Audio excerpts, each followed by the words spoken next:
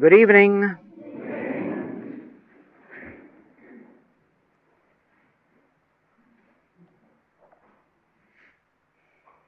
Let us go back for a moment to last night and clear up the subject of body, because then you will have an easier time with the healing work. First of all, if you start with the first chapter of Genesis, and you should, you learn that in the beginning God is the infinite allness of being. Then you have everything made in the image and likeness of God. You have a spiritual creation in which you don't even have to plant crops, because they're in the ground even before the seed is planted. You don't have to have marriage in order to have children. Everything is spiritually conceived. It is a spiritual universe. It is perfect. You can imagine that in that life, you would have no need of truth teachings or churches, since perfection already exists and is fully and completely expressed. This is a spiritual universe functioning under the laws of God. Now, in the second chapter of Genesis, you find a whole new world, a whole new creation. This time, you have to plant seeds in order to have a crop. In this world, an individual being alone is not full and complete. He has to have a partner to make for that completeness. And so he finds a wife. But even as man and wife, they are not complete. And they have to have children, or a child. But even with a child, they are not complete. They have to have another. And by this time, you have discovered that there is both good and evil. There are good children and bad children. You are no longer in that original universe of God. You are no longer in the original universe of self-completeness in God, in God fulfilling himself as individual being. Now, this world of the second chapter of Genesis is a mind world. It is a mind creation.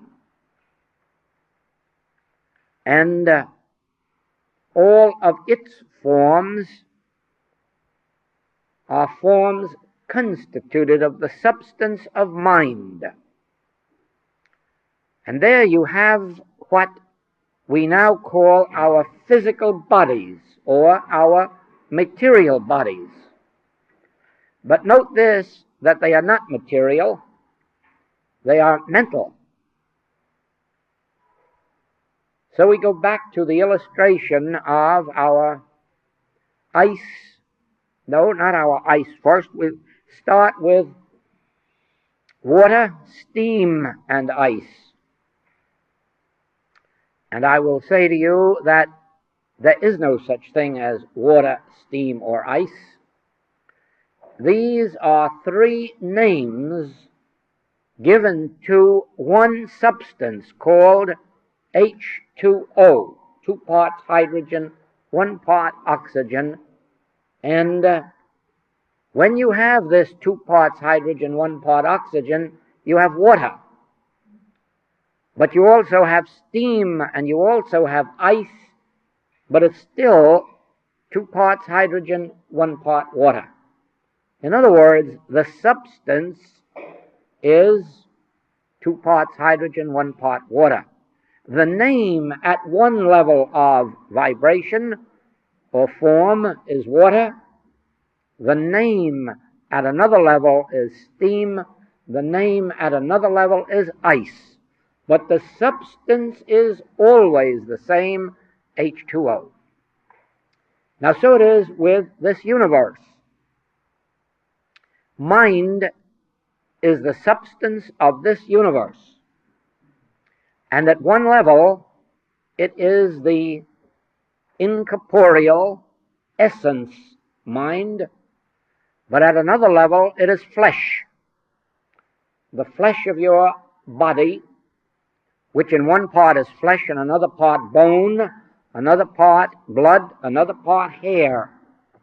But believe it or not, all of it is mind at different, call it vibrations or forms or formations, but always mind.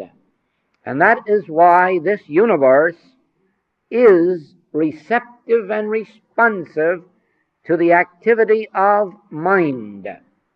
Therefore, if I wish my hand to go up, my mind must first declare it, and the hand must obey. It has no power of disobedience, because its very essence and substance is the same as that which is making the decree. And so it is, whether I give or whether I withhold, whether I pet or whether I punch. It isn't the hand that does it, it is mind. And because the body is mind, it responds. That is why we can't all like each other in the same way. We can't all love each other in the same way, because we do not respond primarily to the body, to the flesh. At our more animal stage we do. But the higher we go in consciousness, the less we respond to the physical attraction, and the more we find something in each other at the higher level of mind. And so it is, then, that it isn't the bodies that attract each other, it is we at the level of mind. Now, since mind is composed of both good and evil, we have in manifestation both good and evil. Therefore, on the level of humanity, a mind imbued with truth is a blessing and can be a healing influence and is of necessity a loving influence. A mind, your mind or my mind, imbued with truth is a power of attraction, is love, is harmony, is even healing. A mind, your mind or my mind, imbued with the opposite of truth, hate, envy, malice, greed, lust, becomes a very evil influence unto the person who has that mind, and a very unhealthy influence to those around them who do not know how to protect themselves from such a mind. Now, this picture that I am drawing for you is the picture of humanity. It is the picture of you and me when we are purely human, before we have found a spiritual or mystical teaching, or before the finger of God has touched us spiritually. And so it is then that you will find books being written about the power of thought, and how you can grow plants by knowing truth, having good thoughts in your mind, and how you can wither them by having bad thoughts or withering thoughts or ugly thoughts in your mind. And it is perfectly true on the human level. And so it is that a mind, and I'm speaking, remember, of your mind or my mind or your neighbor's mind, when it is imbued with truth, when it is following truth teachings seriously, such a mind is an influence for good. But the same mind, if it allows itself to come down from the level of truth and indulge these human emotions, fear, doubt, atheism, lack, and all the other negative things that I have mentioned heretofore, you become, or the individual becomes, a menace to themselves and a danger to all others, or at least an unpleasant presence to all others, except those who know how to protect themselves from the thoughts of humans, individual or collective. Now, if this is the stage at the human level, remember this is no longer true when you have turned to the Spirit and have started to become obedient to the Master.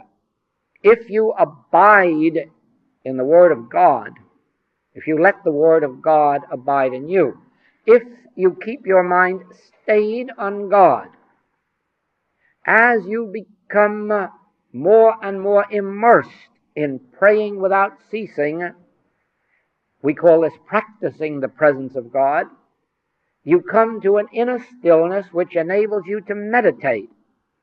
As you become more and more proficient in meditation, you make contact with an inner being, an inner self, the divine self of you, that which is your God nature or God being, and from then on, you are not physical and you are not mental, you are spiritual, and in some measure, you have returned to the Father consciousness and live by grace, not by taking thought. Now, in the human level, you live by taking thought. You live by either physical might or mental power. But at this stage, you live not by might nor by power, but by my Spirit. And at that stage, the material laws are less operative in your experience, and the mental laws are less operative in your experience, and eventually you get to that place where you are perhaps 80 or 90% freed of the results of material or mental law. In other words, there may be infections and contagions about, there may be epidemics of grip or flu or something else, but you do not get it. You may be in a draft or get your feet wet, but you do not catch cold. You may eat wrong foods or right foods, but you are not unduly upset. You may even eat poison foods, and very quickly they pass from you, leaving no evil effect. And even if you are diseased through this living in the Spirit, either suddenly or gradually, one way or the other, the diseases begin to leave your body and do not re-enter. So it is, you must always remember that in this human picture, we are dealing not with matter, but with mind. Mind appearing as matter, mind appearing as form, mind appearing as effect, and therefore there is no effect in the body except that which is accepted through the mind.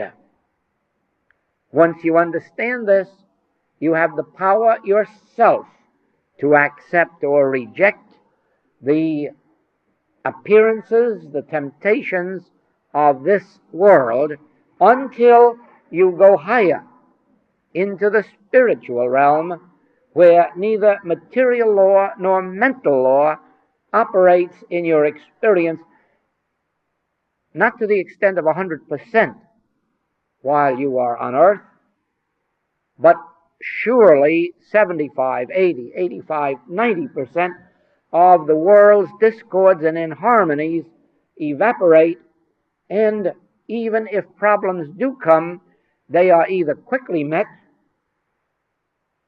or they are far less in intensity, except the problems that we bring on ourselves by a continuing in the human life. Now, let us realize this, that if we have a family, parents, wife, husband, children, to a certain extent we cannot make our own demonstration as completely as we would, because we are always making concessions for the members of our family who will not live on this plane of consciousness, and we are not all prepared to obey the Master when he says, well, leave your mother and your father and your sister and your brother for my sake. Well, you either do that or else make up your mind that the discords and inharmonies or lacks which come to you by remaining with your family, that you are willing to pay that price for remaining with your family. Because even we in this room, if we stay together as a class, could not make our full and complete demonstration, because some members of the class would be slower than others, and we would have to help them, and therefore we would come down out of our spiritual household. Or if a teacher tied himself to the student body, the teacher never could make their full and complete demonstration, as indeed few teachers can, because they do accept the responsibility for their students, and they will come down from the highest estate in order to help them. But these are the burdens which the Master said we could drop at his feet because his yoke was easy. In other words, he could bear it more easily than you can for the time being. And so do all responsible spiritual teachers take upon themselves the work of standing by with their students in their problems, because it's easier for the teacher to bear with these burdens than it is for the student. But always remember this, that if you hope to attain your demonstration in its fullness, you'll have to leave mother and brother and go off and be all alone while you're doing it. But most of us won't. Now, when you understand this, you will more nearly understand the subject of treatment and healing work in the message of the infinite way. Let me illustrate. I have here quite a few questions on the subject of treatment and healing work, and one question as to whether or not the infinite way and Christian Science differ from each other. The difference between Christian Science and the infinite way is the difference between one side of the world and the other. The only points at which they agree are in those basic truths which are common to all spiritual and mystical teachings. But on all others, they disagree. If not disagree, at least diverge. let us not use the word disagree, but rather diverge. They differ in approach. It would take more than all of the hours given to this class to tell you all of the distinctions and differences, but you can find them by studying my writings if before that you are already familiar with the Christian Science teachings. But before you make comparisons, be sure that you do know what the principles of Christian Science are. Otherwise, you will have nothing with which to compare them. Now, for yourself, you will see one difference, a tremendous one, when I give you these principles of infinite way healing. This is number one. God constitutes individual being. God is the life, the soul, the spirit, the mind of individual being. God is the law unto individual being. Even your body is the temple of God. God constitutes your being, individual being, and therefore the nature of individual being is godly or good. In him, individual being, there is nothing that defileth or maketh a lie, and never has been.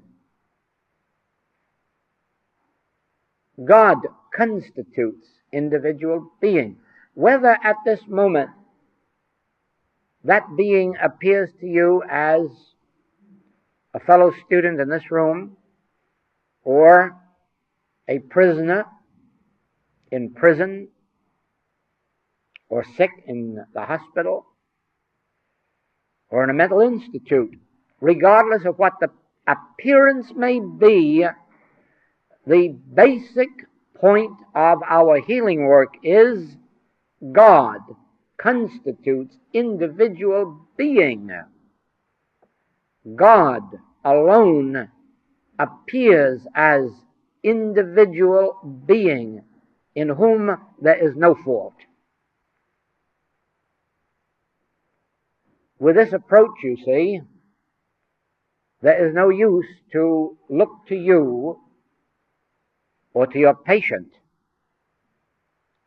for the cause of error or for the wrong thinking that produced error, because there can't be any wrong thinking in God appearing as individual being, the individual being that is constituted of the nature, character, and quality of God.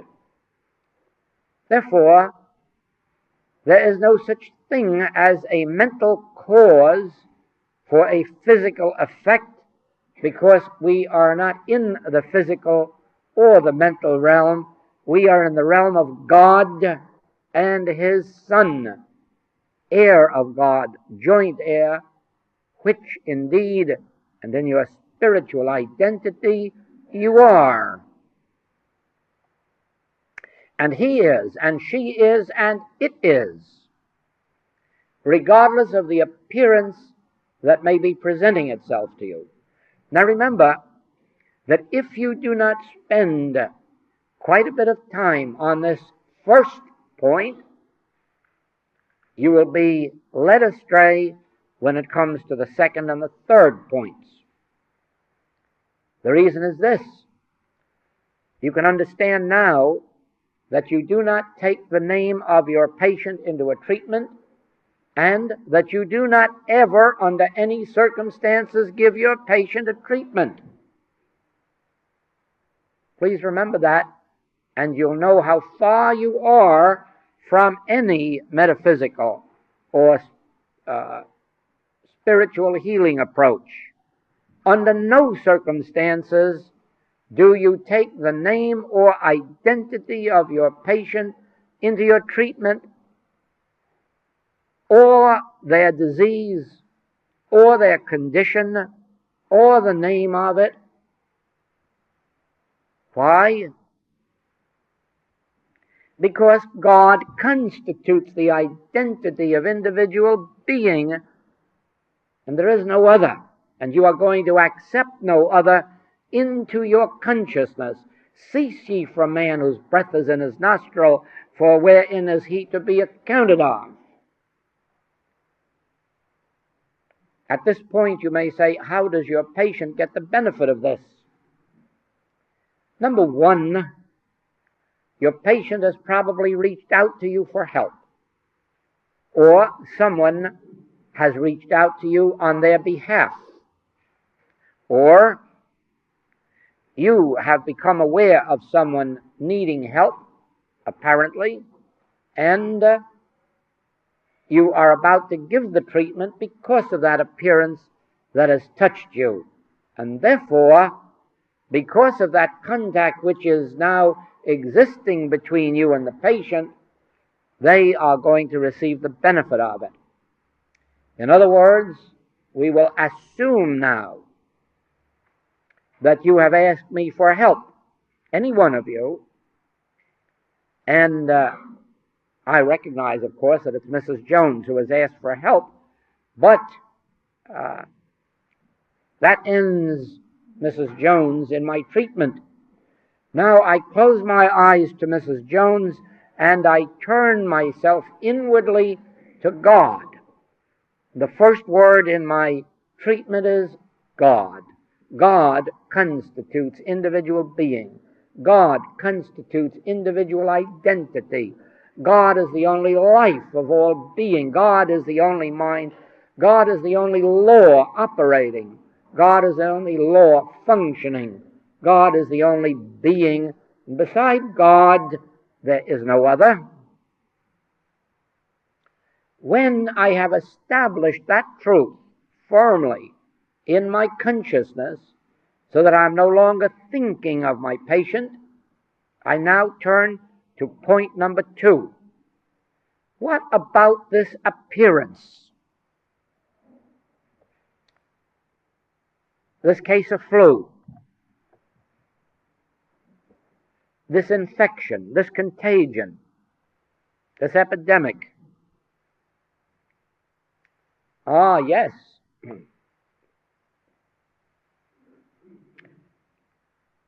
The second point covers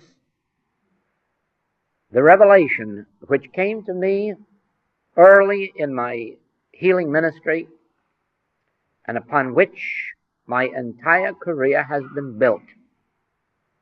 It is the point that separates the work that I've done for 30 years from all other metaphysical work. It is this: evil, regardless of its name or nature, is never personal. It does not have its rise in you, or in me, or in him, or in her, or in it.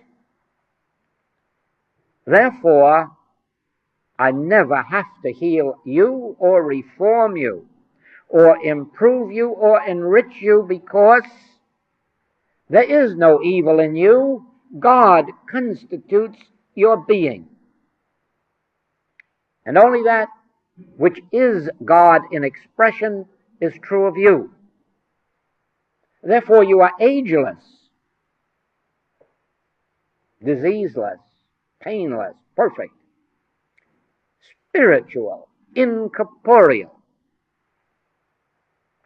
But this evil, whether in the form of sin, false appetite, lust, greed, infection, contagion, unemployment,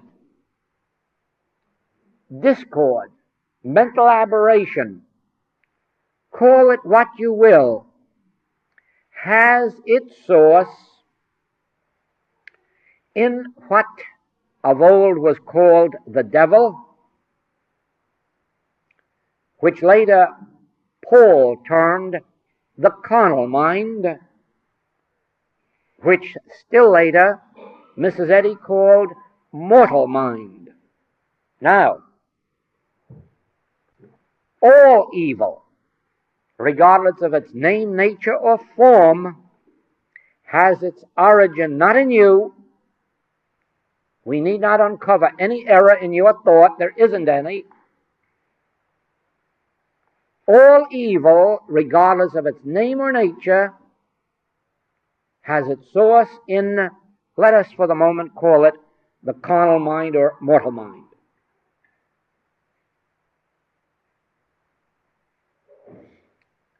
By doing this, we have impersonalized it, and we have separated it from you.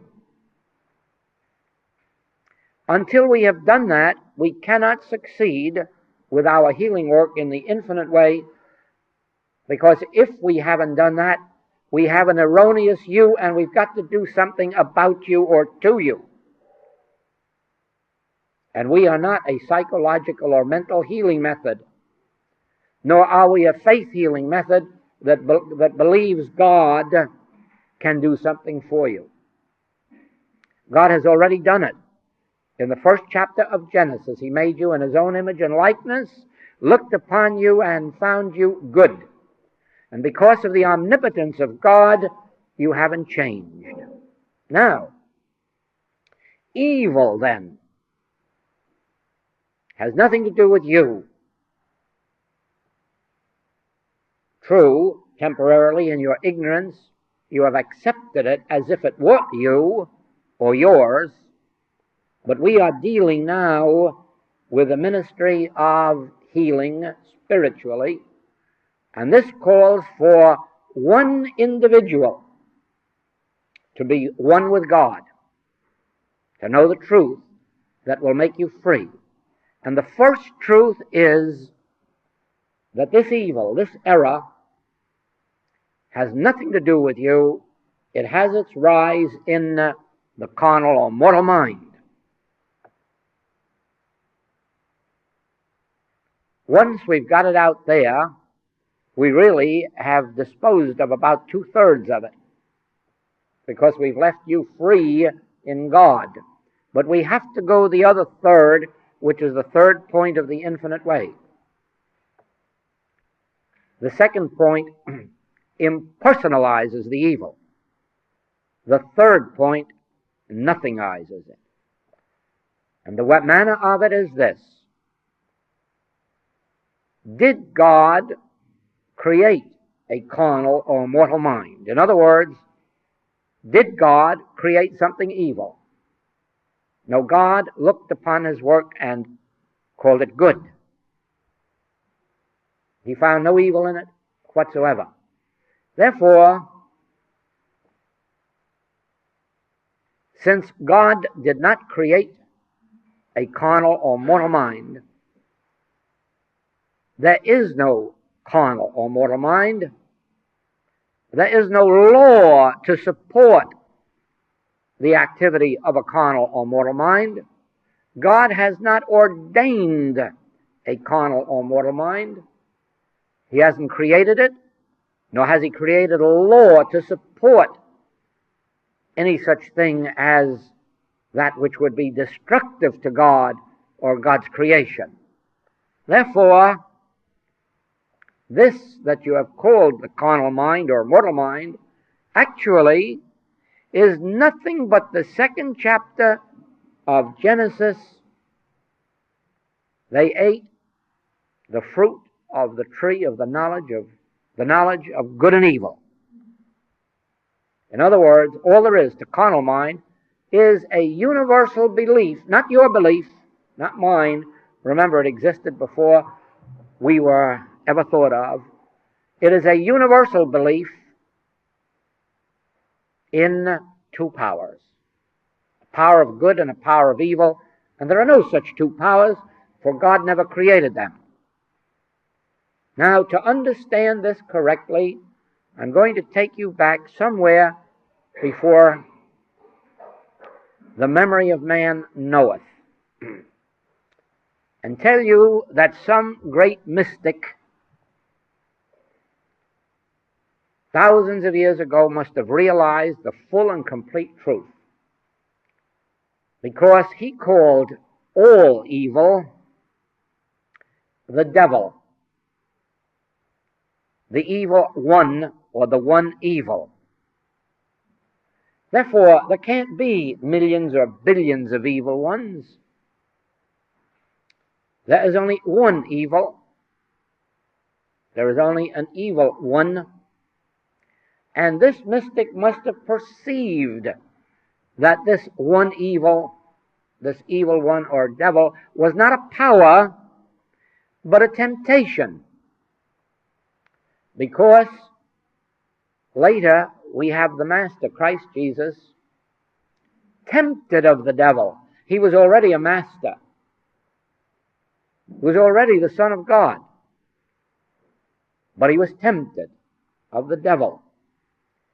And if you will notice now, the devil stands before Jesus and tempts him and is rejected. And he tempts him again and is rejected. And tempts him again and is rejected. And now what happens to the devil and his evil? It hasn't done anything to anybody. Nothing has happened to anybody. The devil has been nothingized because the devil, the source of evil, the temptation, is not power unless Jesus accepts it. But Jesus doesn't, proving that evil has no power except such as we give it by our acceptance of it. Evil in and of itself is but a tempter, tempting us to believe in two powers, good and evil. If we accept one power and somebody offers us name or fame, we can say, oh no, whatever name or fame I'm entitled to, the one power will see to it that I have. When the devil tempts us with sin, with satisfaction, we don't have to accept it, because the one power to which we have given ourselves can give us all that the world can give us and much more beside. And so it is then, we always are in the position when infection, contagion, heredity, lack, limitation, depression, accident, war, when any of these tempt us, we always have the ability to stand, as did the Master, and say, get thee behind me, Satan. And what happens to Satan, whatever happened to him standing before the Master, is what happens when Satan, in the form of a patient, tempts the practitioner to believe in two beings, a spiritual one and a human one. When the devil stands before the practitioner in the form of a patient, trying to convince the practitioner in the reality of sin or disease or death or old age or lack or limitation or accident or wars or threats of wars,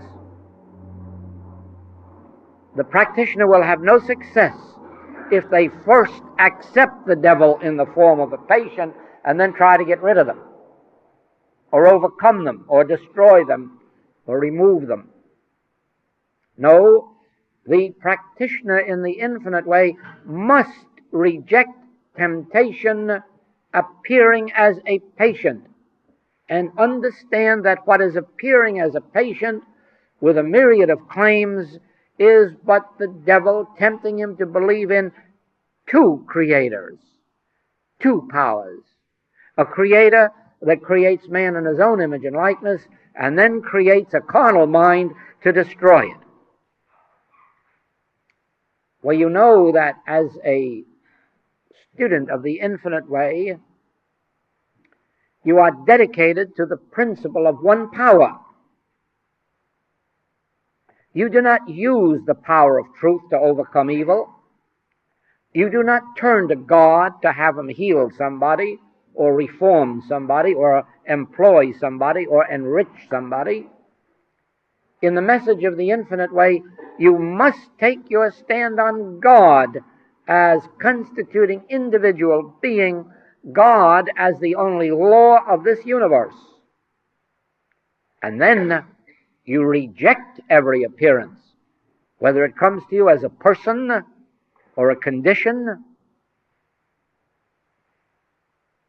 and you throw it off into that word carnal mind or mortal mind,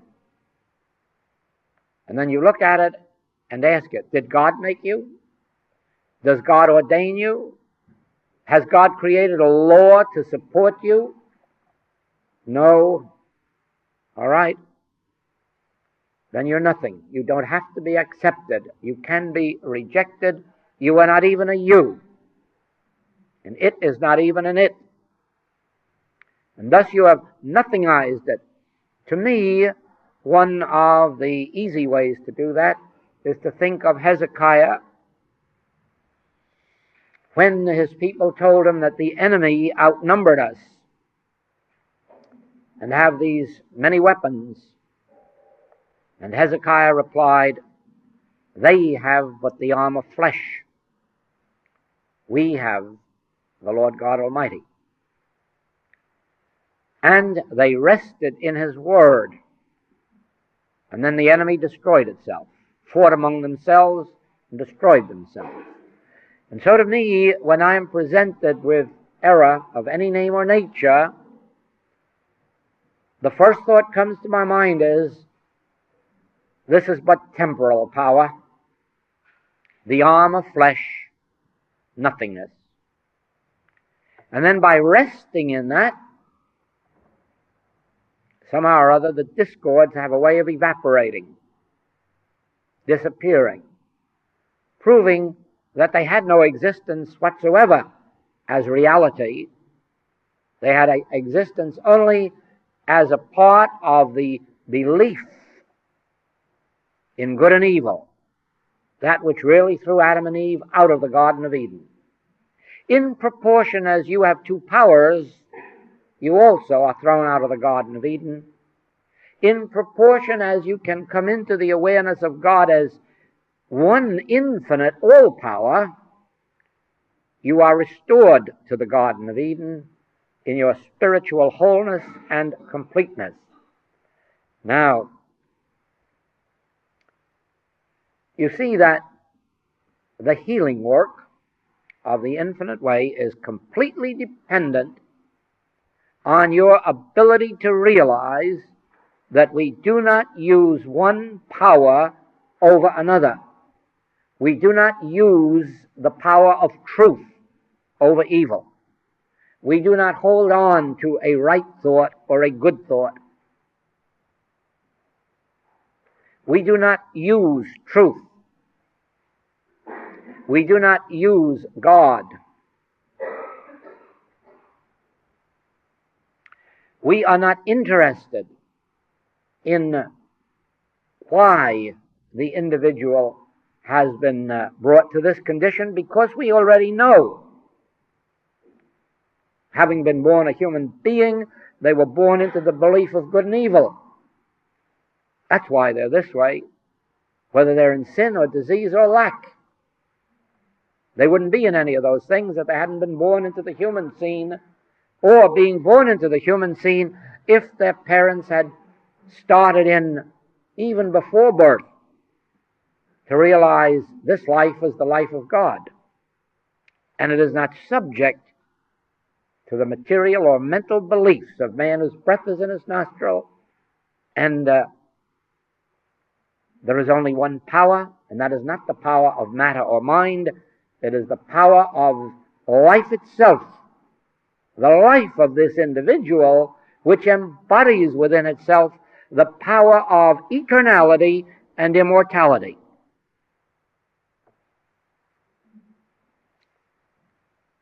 This, you see, constitutes the treatment work. Now, treatments, of course,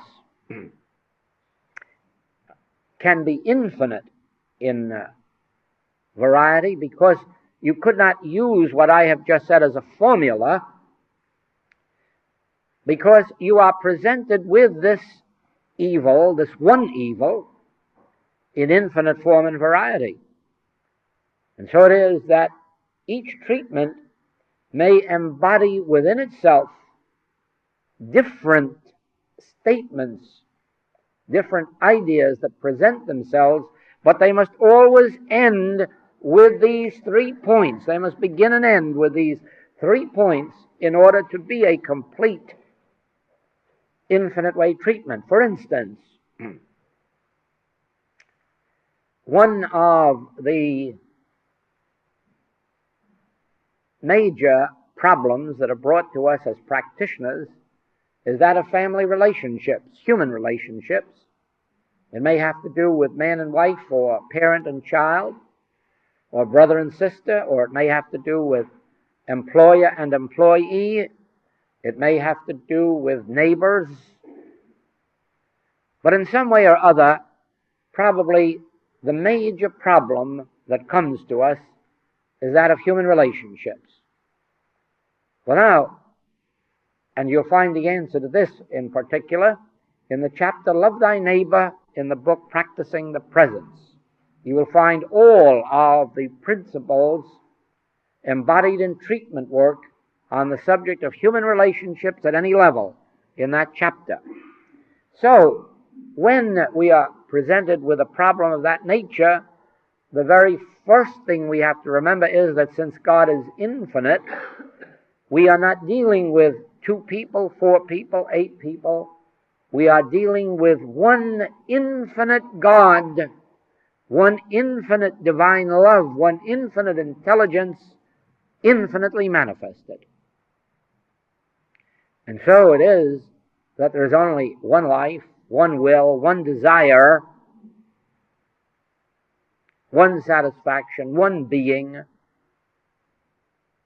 and in that oneness, harmony is restored in all forms of relationships.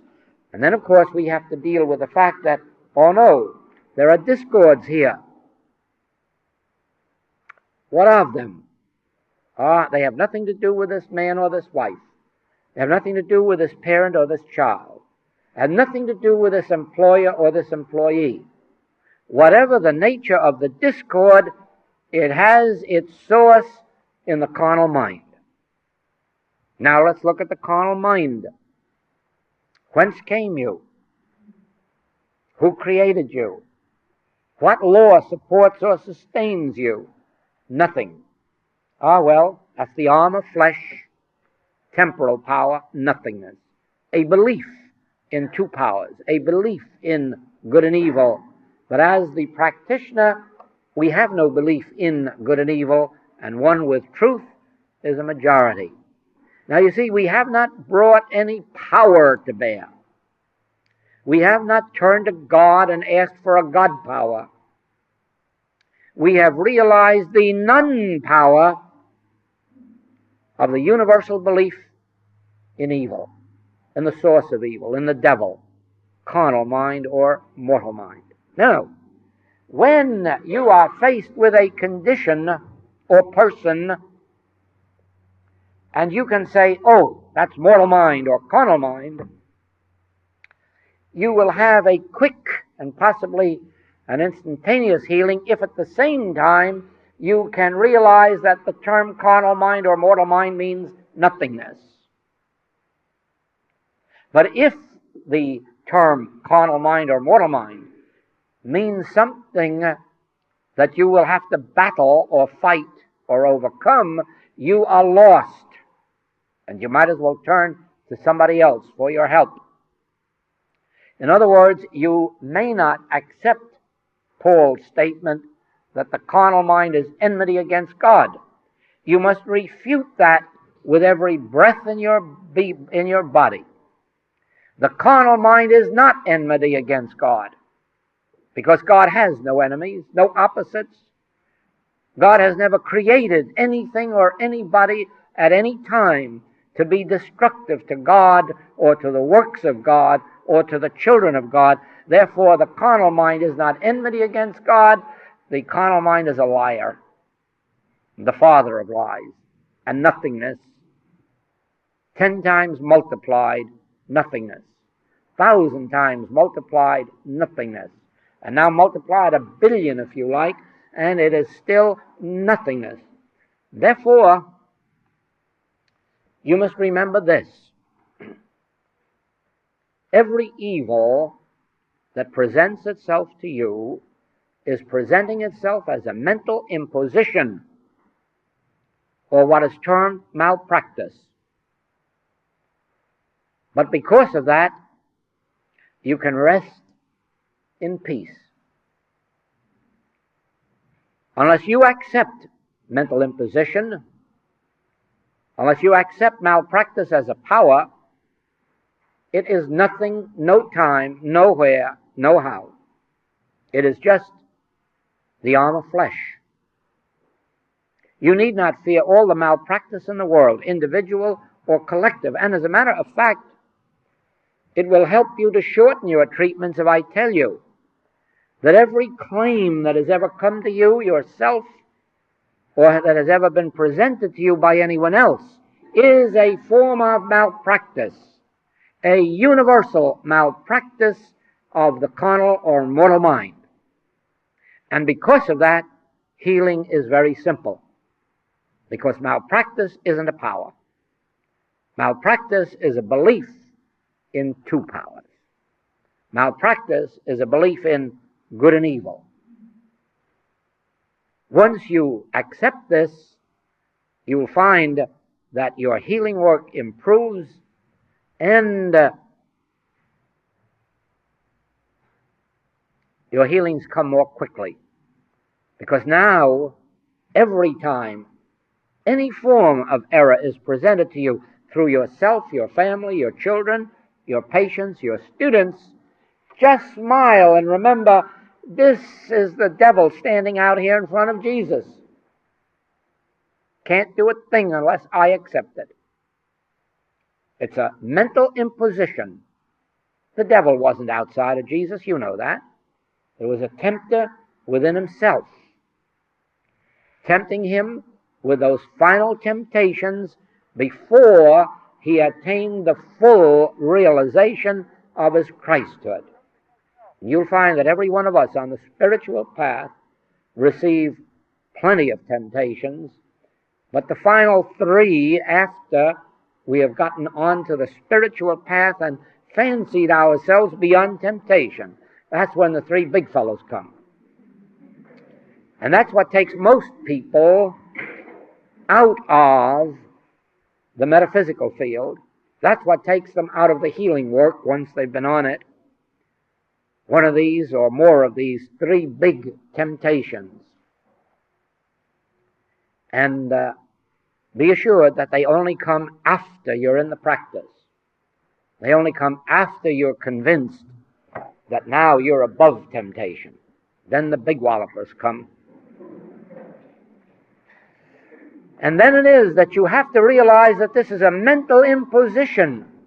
I will give you another name for it. Your true name is Christ.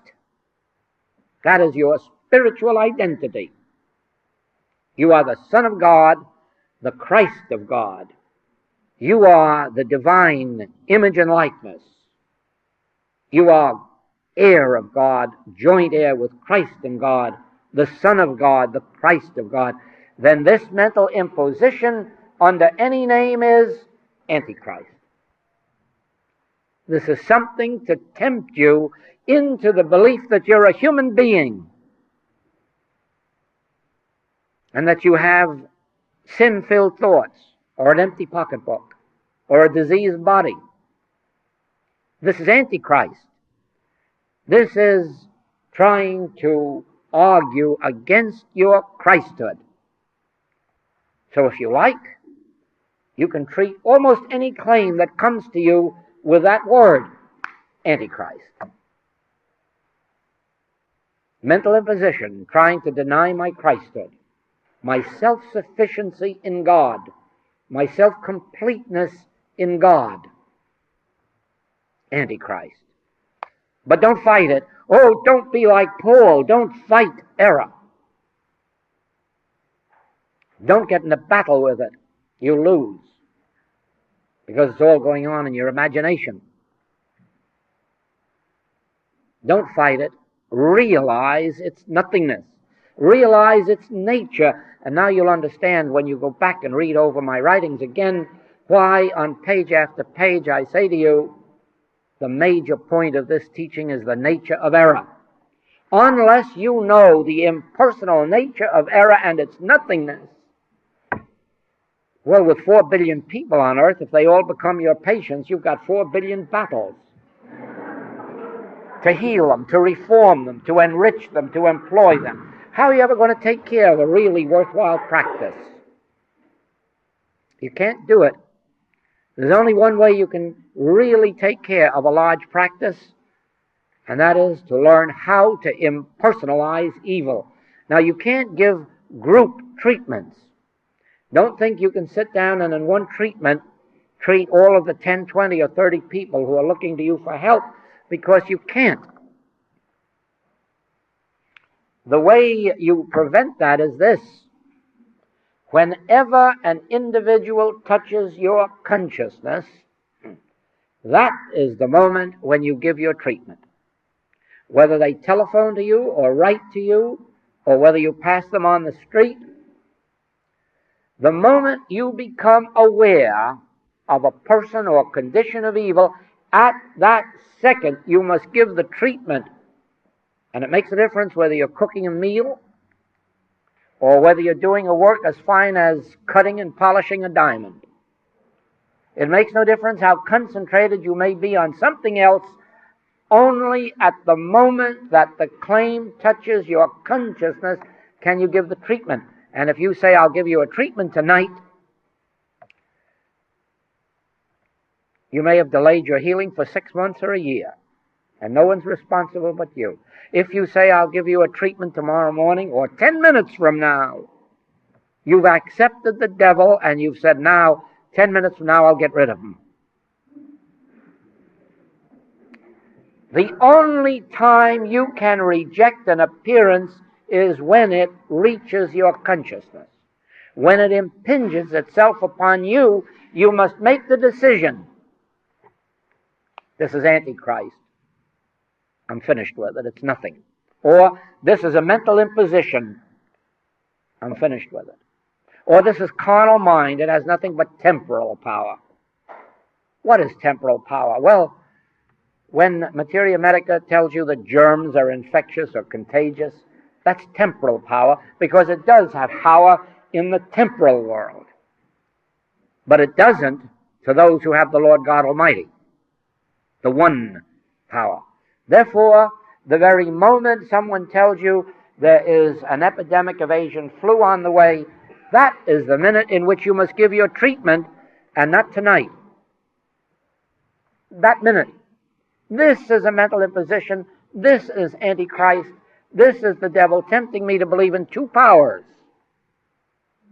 Do you see that? In the infinite way, you do not need a great God power to do something to a devil power.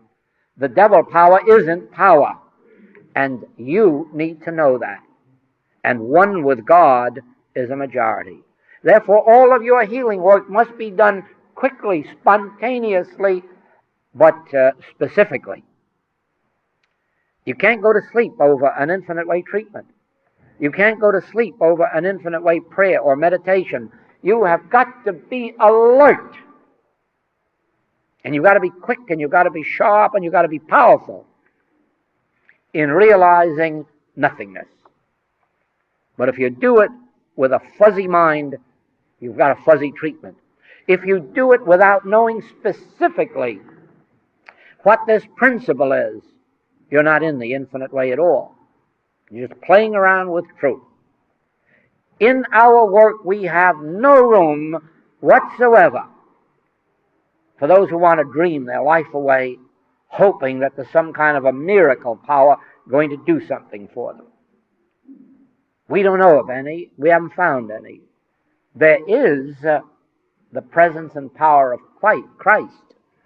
And this presence and power is transcendental. It is the fourth dimensional consciousness, and you attain it in proportion as you know that there's only one power. Nobody ever attains the mystical consciousness, certainly not the healing consciousness, while they're looking around for a God power to do something to an evil, or while they're trying to correct a wrong thinking with right thinking, or while they're trying to improve some human being so that they can first be good and then be worthy of God. Utter nonsense. You have to be able to say to the woman taken in adultery, neither do I condemn thee. You have to be able to look the men and women in prison right in the eye and say, God constitutes your being. And whatever you're in here for, it was your ignorance of the fact of your true identity and of the fact that this evil that tempted you never was a power. You gave it power by accepting it. You can't say that outright. To those men, of course not. They wouldn't know what you're talking about. It has to be a part of your silent treatment.